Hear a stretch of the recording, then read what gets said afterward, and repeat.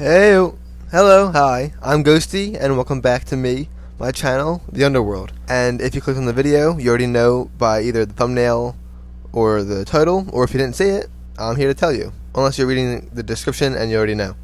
Besides, we're taking a deep dive right back into the Upside Down, because today is July 1st, and they released the incredibly long episodes of Part 2 of Season 4 for Stranger Things.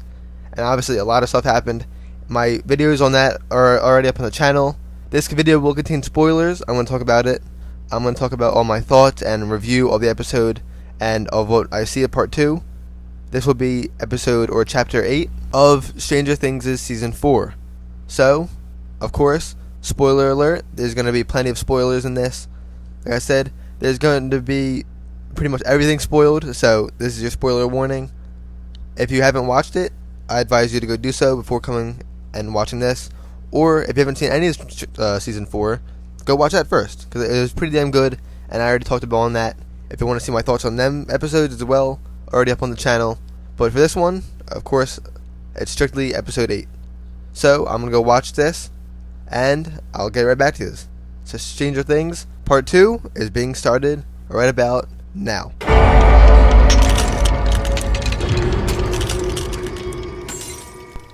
And we're back. What a start to the ending of Season 4. Alright, this video might not actually be that long. I mean, I always say that, and then the video ends up being like an hour, or like 40 minutes, around there. But there's not much to talk about. It really just does set up everything for the next episode, and just, everything that we've seen in the first part of Season 4, leading onwards to the second part. This is just really just a big setup, and, just setting up the conclusion and setting up the next episode and then the finale of the season. So, there's not too much to talk about, but obviously I still want to talk about it. So, here we are. I could have even done one big video on both parts, and just like part 2 overall, but I've done it each episode, so I'm going to keep it how it is. And that, but jeez, this next one's like, 2 hours and 30 minutes? 2.5 hours? Around there. Which is crazy. This is an hour and 30 minutes, but we got through it, and of course, I will say, I'm proudly say that I enjoyed it. As per usual, to no surprise at all, it's a damn good episode. And again, they really do everything to progress and have everything moving forward, just to set up and get ready for the conclusion, which I'll watch soon, and of course the video will be out. Or by the time that you're watching this, if it's a little late, maybe the video is already out, I'm not sure. But if you're watching this now, when it's uploaded, or any time at all, hi, thanks.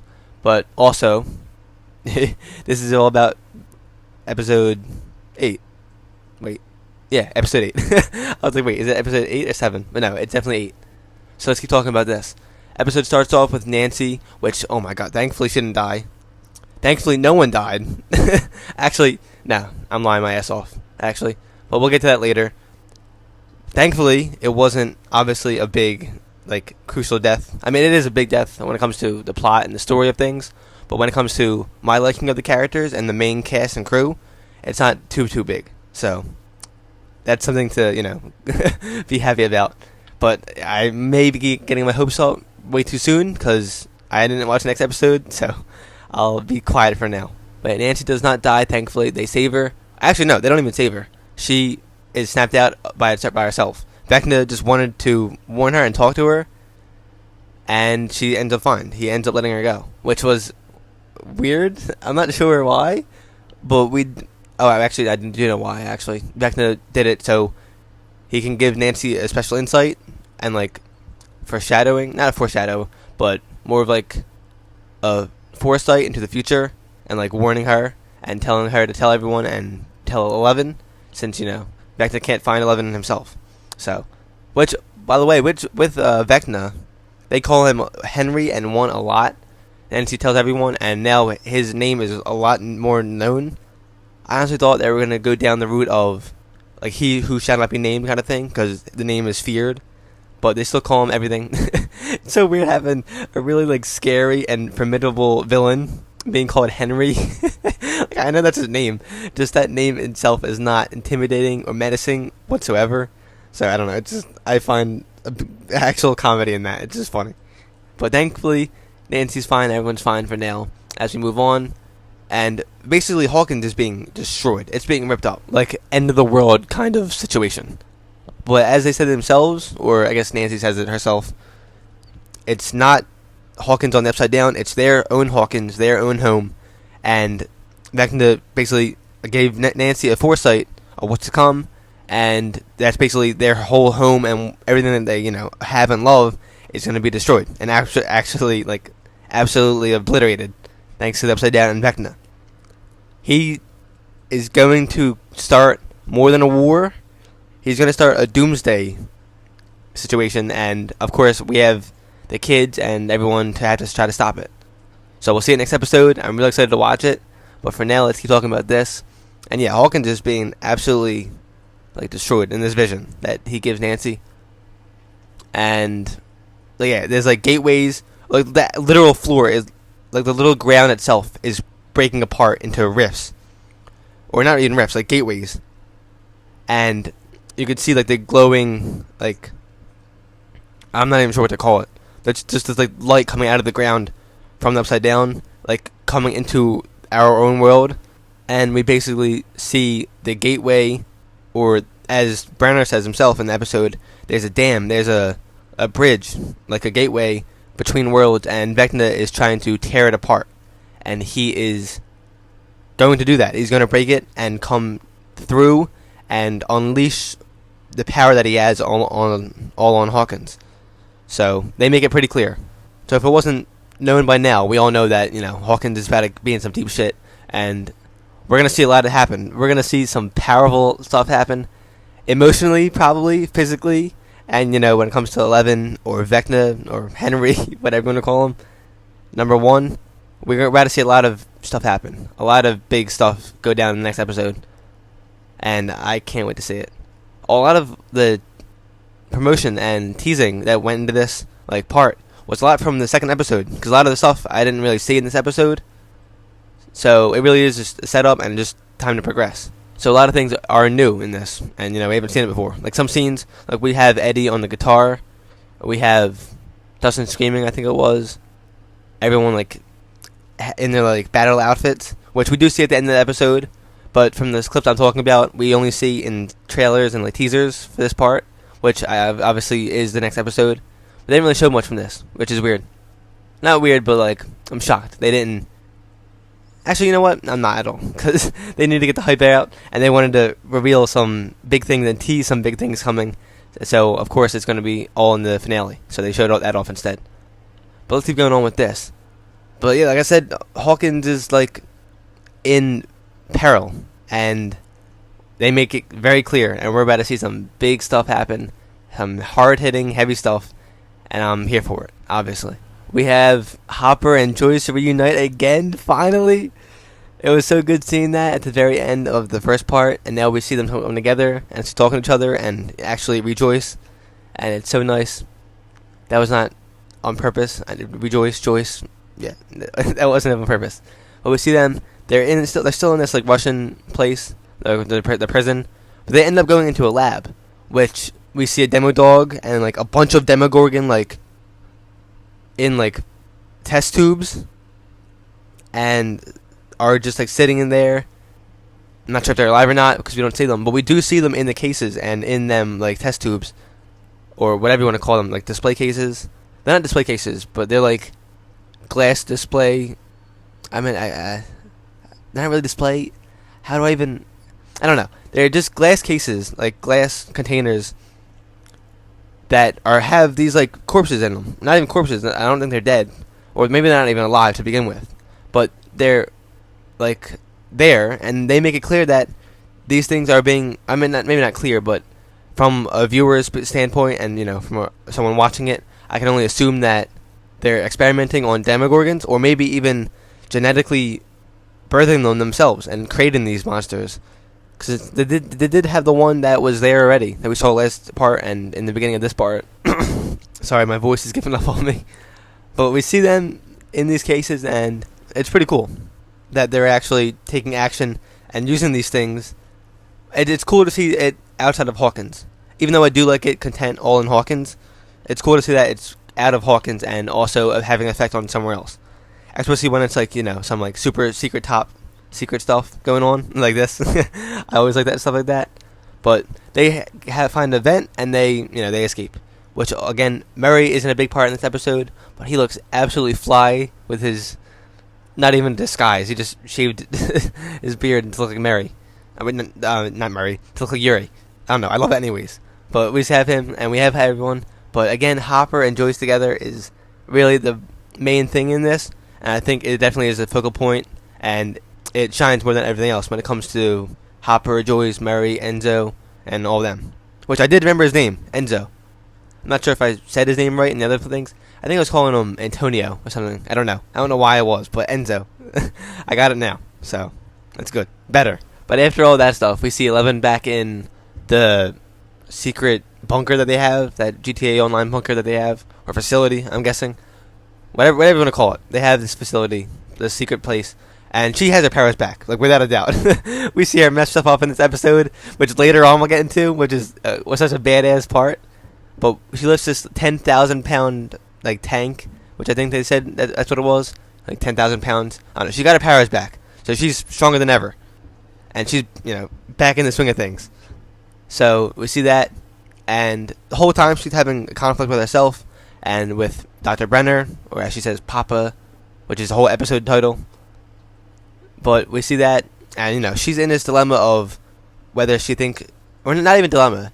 Papa is forcing this idea on her that she's not going to be able to help anyone, and she's not going to be able to do anything, and she'll be helpless if she doesn't stay and like strengthen her powers.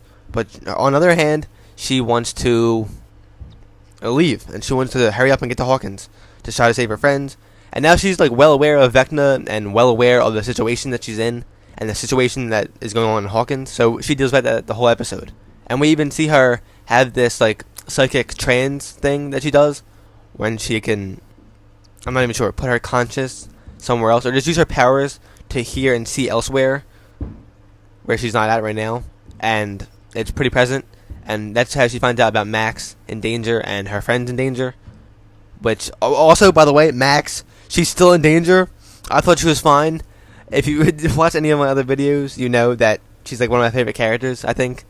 And here I have that she's not in the best situation that she could be in. I thought she was fine. But apparently, she still has the Angel of Death lurking over her, a.k.a. Vecna in this case.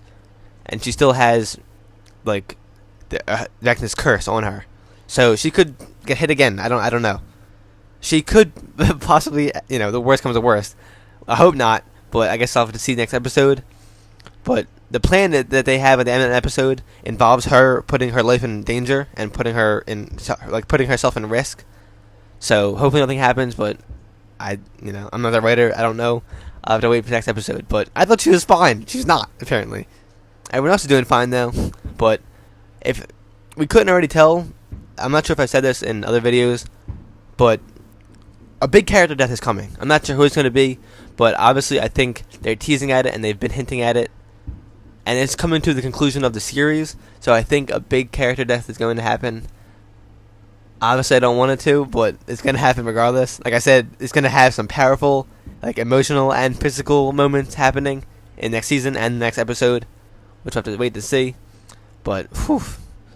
But yeah, 11, as we saw in the episode, we'll get into later, but we saw that she chose her friends. And she basically just has Dr. Brenner as the devil and then Owen on her shoulders as, like, the devil and angel kind of thing on her shoulders. Like, she's looking left. Oh, go this way. Do that. Oh, no, stay here. Do that. Like this and that thing. She has, like, two of them telling her what to do, this and that. You've seen the episode, you know how it pans out. So I don't really need to go into explanation. But I just saw that it was like kind of like that, like the angel and devil on her shoulder, like telling her what to do, the right and wrong, this and or that kind of thing. It was funny. But let's keep talking about the next scenes and see where we're at. Actually, no, but before I do move on from 11, I want to say she put her foot down this episode, finally, against Brenner and for herself and her own choices, which I was like, yeah, yeah, like damn, finally, hell yeah. It's just good seeing that. And she finally stood up for herself, even though she's had this, like, shadow over her the entire time and being like having her decisions made for her. Everything that comes with 11 has always she's always had that like effect on her, or that like hand controlling her the whole time, and the shadow of Brenner lurking over her. But now it's finally gone, thanks to this, which we'll get into more later. Just want to point that out. I'm happy for her. But let's move on from that. But yeah, next thing we have is Will and Mike. And this, finally, we actually get like important stuff, and like more important stuff when it comes to like the main focal points and the main things going on. Mike seems a lot bigger in this than before by one conversation. Same with Will. Mike and Will in this have a very like deep conversation about Mike not wanting to lose 11. And we finally see Will's painting. They hid that the entire first like part of the season. Will painted something and we didn't know what it was until now. Obviously, I don't know if I even talked about that before, but I always knew it was there. I was aware. I just never talked about it because I didn't know what to say about it, besides just saying, oh, Will has a painting. But here we have what it is.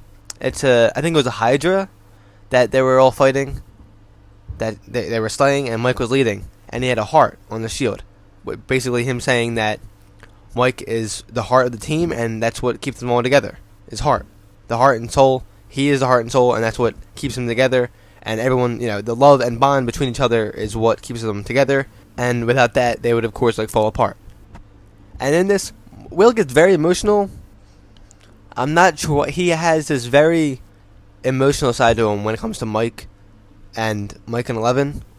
He could honestly be into Mike. He could be having a little crush on him. He could be in love with him for all I know. I don't know. But they've hinted at that a bit. It doesn't have to be straight, obviously. But he could definitely be. In this state, it's not acceptable because they're in like the 80s, obviously, so they wouldn't flat out say it. Maybe, or maybe he's sensitive about it. But he could be into Mike. Just throwing that out there. Because we do see him dodge that girl, and he's like, he's obviously uninterested. He could be into Mike. Not sure. But we'll have to see how it pans out. But he balls out in the car when he talks to Mike. And Mike's like happy, and he wants Levin. That's all he wants, and that's all he's like hoping for. That's all that's on his mind. And Will, I'm not sure what is going on with him. Hopefully makes it clear, and concludes that, and we get around to actually learning what it's about and why he's having that like effect and why he's so emotional over Mike. But we'll see, hopefully. But he could just be into him. It could just be that, or something more, and maybe he's hiding something from everyone. And of course, we don't know what it is for sure. Hopefully, we find out soon, and it actually does give us like an actual answer, obviously. And doesn't just leave it in suspense and leave it in the air the entire time. Hopefully, we do find out what it is. Hopefully, next episode, maybe even. Not sure. A bunch of shit's about to go down next episode, so maybe. But we don't know what it is for sure. Hopefully, we find out, and that's all for them for now, at least. And again, I'm just glad we finally got to see what was in Will's painting, or what was Will's painting, finally. But let's get off that for now and move on to the next thing. Ooh. Actually, no, I'm lying. Before we do get off the topic of Will and Mike, that scene I was just talking about with him like bawling his eyes out in the car, this, obviously, I don't know what happens next. This is just a theory, and I'm just throwing it out there. Maybe I'll be right, I'm not sure.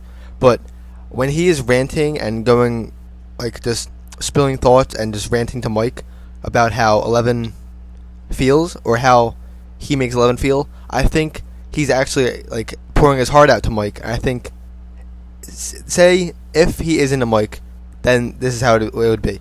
I think in the scene where he's talking to Mike in the car, I think he's actually pouring his heart out to him and actually expressing how he feels himself about Mike, but just covering it up by saying it how 11 feels. So I think it actually might be that case. Again, we don't know, we'll have to see. But if he is in a Mike, that's how I think this scene planned out. I think that's how it is supposed to be. Obviously, for right now, it's up to the viewer. But if he is in a Mike, I think that exact scene, exactly what I said. He's expressing himself to Mike about how he feels, but he's just covering it up with saying, it's how 11 feels and how he makes 11 feels. Of course, I don't know. I'm just throwing it out there. Maybe I'm right, maybe I'm wrong. Could definitely be wrong, but could also be right. I've had a weird, strange amount of predictions actually correct in this season so far. But I think it could be a definite possibility. But we'll have to see. Just theorizing here, people. But now we can actually get back to the other stuff. So the next thing after that is a little bit after they steal an RV, and then that's when we see them go to Warzone and everywhere else. But when they steal the RV, Eddie is wearing a Michael Myers mask, which was completely unexpected. I did not see that coming. It just like kind of like caught me off guard. I was like, I know. He calls Max Red, which was kind of adorable, but also, or just Sadie Sink, because I'm crushing on her a little bit. But besides that, we see a lot of like bond in this, and the relationships really strengthen, and we just see the relationship between the characters a lot. Eddie and Dustin, Steve and Robin, even Steve and Nancy, which I've been saying, Jonathan and Nancy are not for each other. I've been saying, and I've been noticing that they've been hinting at Steve and Nancy still into each other, and they show it off even more in this episode. And I just want to see them come together again. I love Steve, and I really like Nancy as well.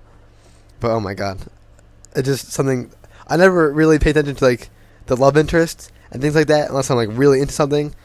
But this is different. I don't know why it is. I just really like Steve, and I know him and Nancy are into each other, and I want to see it happen. I'm not sure, but that's how it is, and I need to see it happen. Duffer Brothers have been hinting at it, and my god, it better be soon.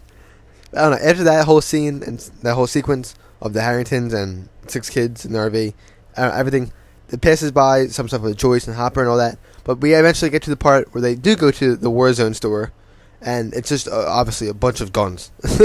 It's like a store that embraces America more than anything else I've seen in the show, at least.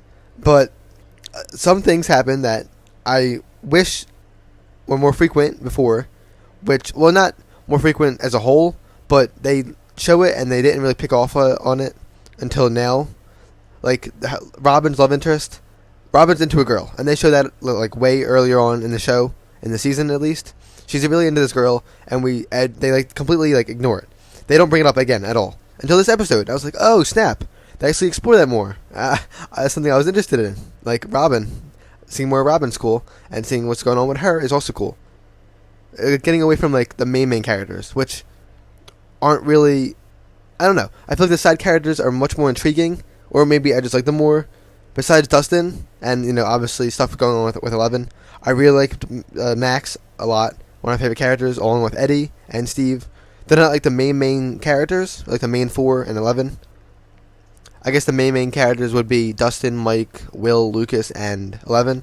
But besides them, I think my favorite characters, my favorite characters in general, with them included, is still Steve, Dustin, and Eddie, and Max.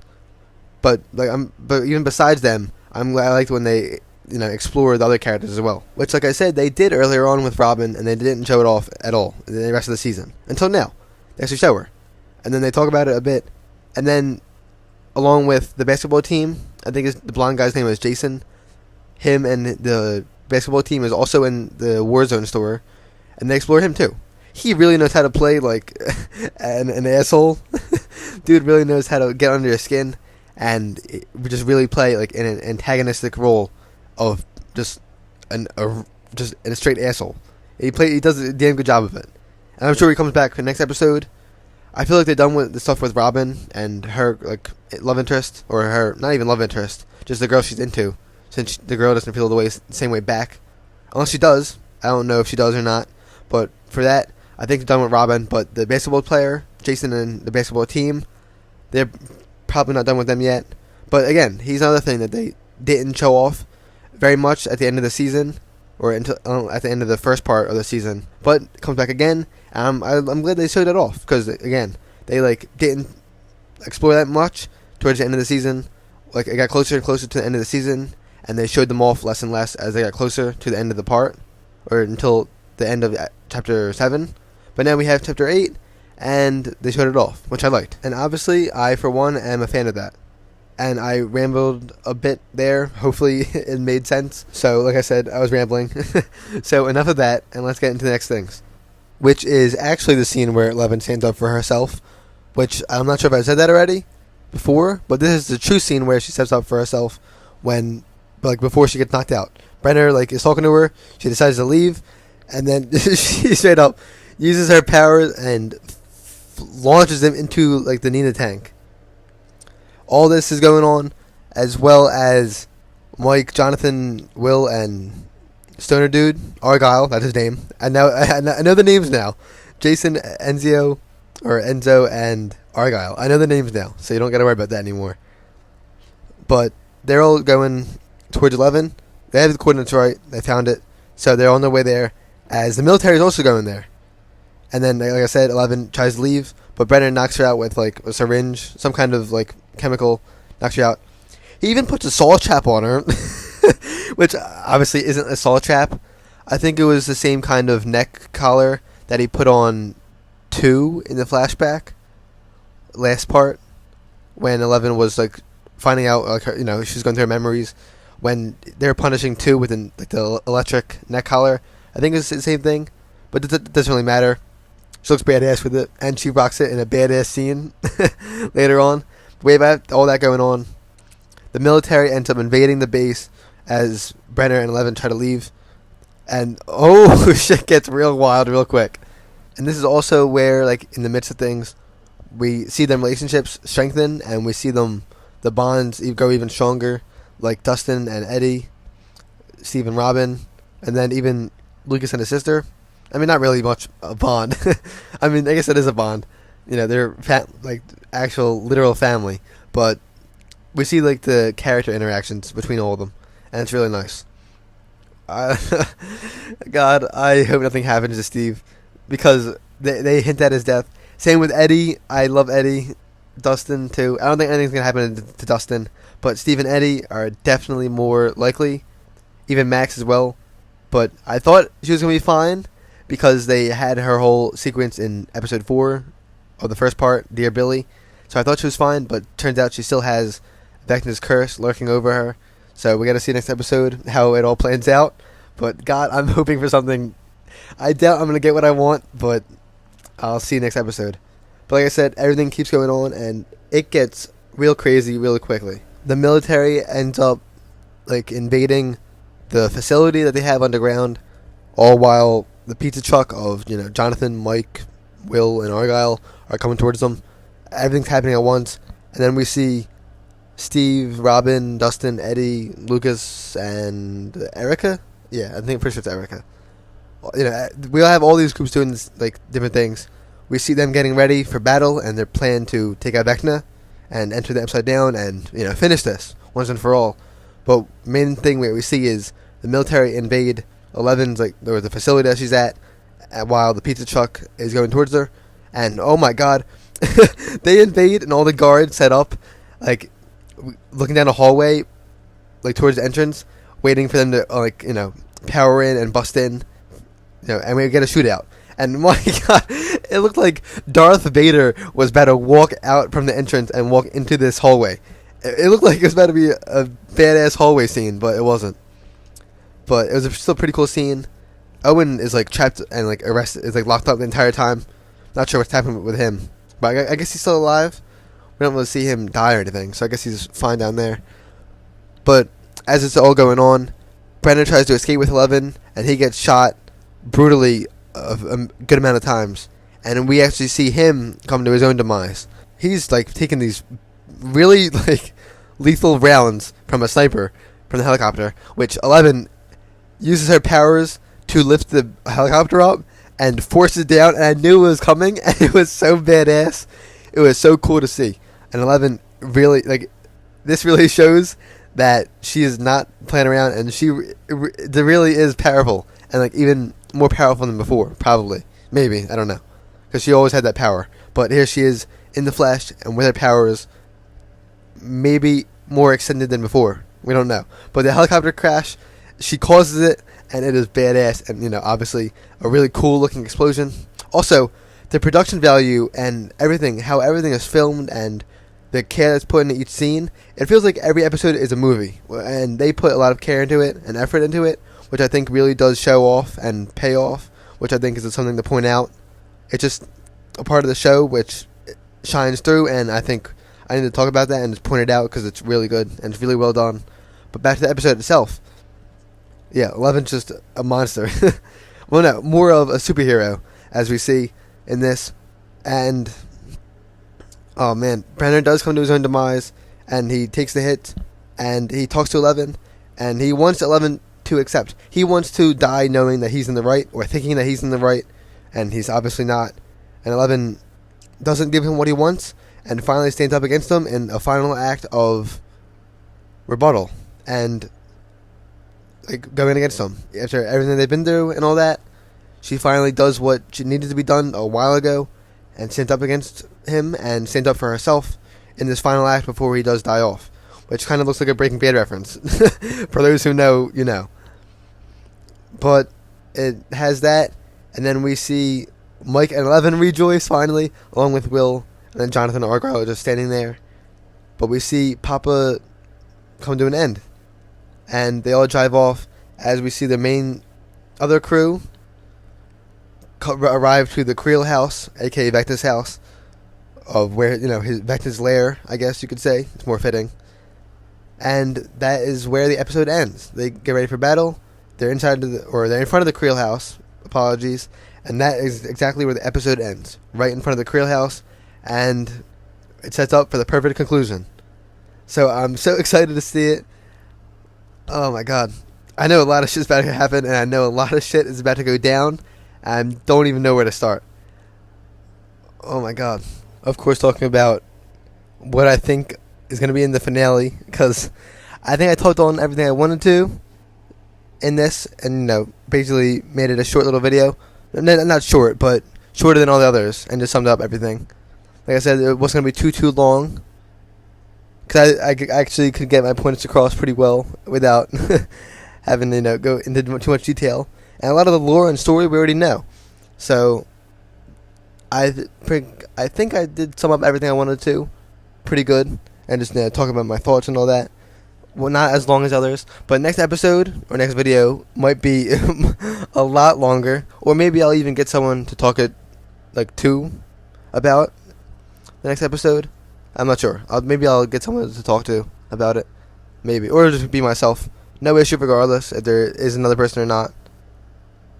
Could do discussion, because again, it's the length of a movie and it is the finale.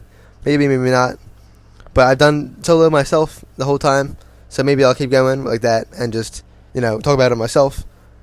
So, but we'll see when I do watch it. But oh my god, I love the story so far. I think Vecna is probably the best antagonist we've gotten so far. The Demogorgon is obviously the original, and it was a great start to Stranger Things. But I think Vecna does take the cake for it. And this season overall, I think, is probably my favorite one. Or at least one of the best. Or has a lot of the best elements, at least. And aspects. My favorite characters: Steve, Max, Dustin, and Eddie. And Nancy, maybe. Or Nancy and Robin, too. I like them a lot. So hopefully nothing happens to them.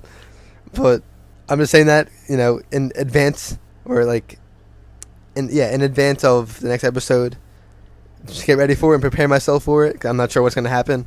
Hopefully I like it, and hopefully I don't sob over it, but I guess we'll see next video, because again, I think I talked about everything I wanted to for this video and about this episode. Of course, I'm really stoked to watch the finale and see how it ends, but for now, that's all. Again, thank you for watching. All my other episode talks are already up on the channel if you want to go check them out and see what I think about the rest of the episodes that have been released and that I have checked out already before this one. So they're already up on the channel if you want to, you know, check them out. But for this, thank you for watching, and the next episode will come out shortly. So you should probably subscribe and, you know, stay around a while to wait and see that. So with that, join me next time for the finale of the 4th season of Stranger Things, and we'll talk about it together. So for this video, though, again, it is all, and thank you for watching. Join me next time in the Upside Down, and again, for the finale. So subscribe, like, comment, share, etc., etc. You know, all that common YouTube stuff you hear everywhere else. Thank you for watching again, and that's all. This has been Ghosty, and I bid you all farewell.